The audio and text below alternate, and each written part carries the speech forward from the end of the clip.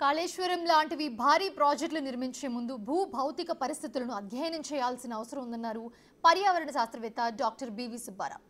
వాటిని విస్మరిస్తే భూకంపాలు వంటివి వెంటాడతాయని హెచ్చరించారు ఆయన. ఇప్పుడు కాళేశ్వరం ప్రాంతంలో లక్షల క్యూసెక్కుల నీటిని ఉంచడం వల్ల ఇలాంటి భూకంపాలు ఏర్పడతాయని తెలిపారు ఆయన. అయితే గతంలో కూడా ఇలాంటి భూకంపాలు అనేక చోట్ల ఏర్పడ్డాయని, భవిష్యత్తులో కూడా ఇలాంటి ప్రకంపనలు వచ్చే అవకాశం ఉందన్నారు.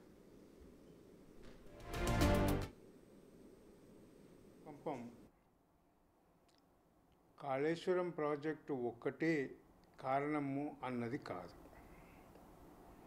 ఎన్నో కారణాల మూలంగా ఇది కూడా ఒక మేజర్ కారణం అయి ఉంటుంది. ఈ భూకంపానికి కంట్రిబ్యూట్ చేసి ఉండొచ్చు అన్నది ఒక అభిప్రాయము. దీన్ని టెక్నికల్గా మనం స్టడీ చేయడం చాలా అవసరం. ఎందుకనంటే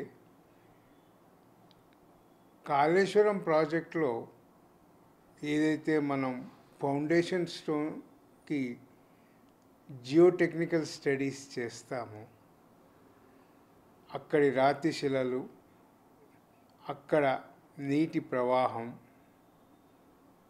భూగర్భంలో, ఇవి ఏవి కూడా చేయకుండానే కాళేశ్వరం కట్టడం జరిగింది. ఆ 3 బ్యారేజెస్, అది ఒక కారణం. అది మనం ఇల్లు కట్టుకుంటూ ఉంటేనే ఫౌండేషన్ చెక్ చేసుకుంటాము.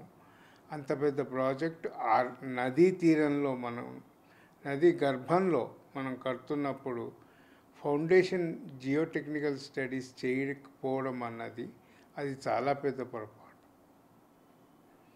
అది అసలు ఎందుకు అలా విస్మరించారు అన్నది ఈరోజు కూడా ఎవరు సమాధానం చెప్పడం లేదు. అదే కాకుండా ఏమైంది అంటే,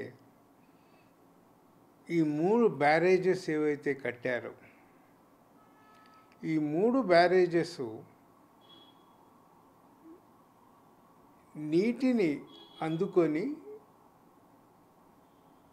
మళ్లించడానికి కోసమే కట్టారు. కానీ ఏం చేశారు, కడుతున్న దశలో దీన్ని రిజర్వాయర్స్ కింద చేశారు. ఇక్కడ నీటిని నిల్వ చేయడం మొదలుపెట్టారు. నీటిని నిల్వ చేసిన తర్వాత డ్యామ్ ఇండ్యూస్డ్ ఎర్త్క్వేక్స్ అని జరుగుతాయి.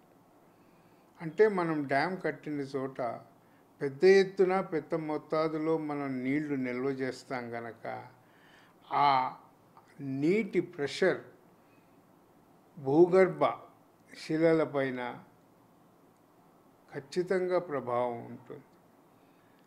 ఆ నిరంతరమైన ప్రెషర్ ఉండడంతో అక్కడ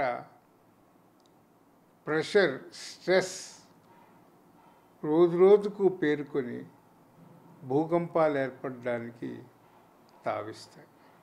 ఇది ప్రతి డ్యామ్ కన్స్ట్రక్షన్ అప్పుడు కూడా చేస్తారు ఈ స్టడీ. కానీ ఇది డ్యామ్ కాదు కదా, బ్యారేజ్ కదా అని ఎన్నో కుంటి సాకులు చెప్పుకొని ఏం చేయకుండా పోయారు.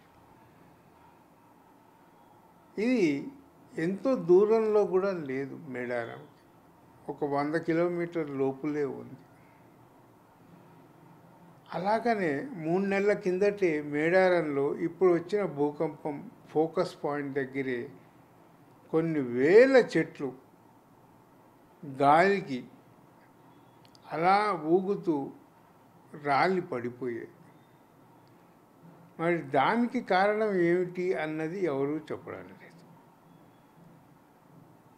ఇది చాలా అనూహ్యమైన పరిస్థితి.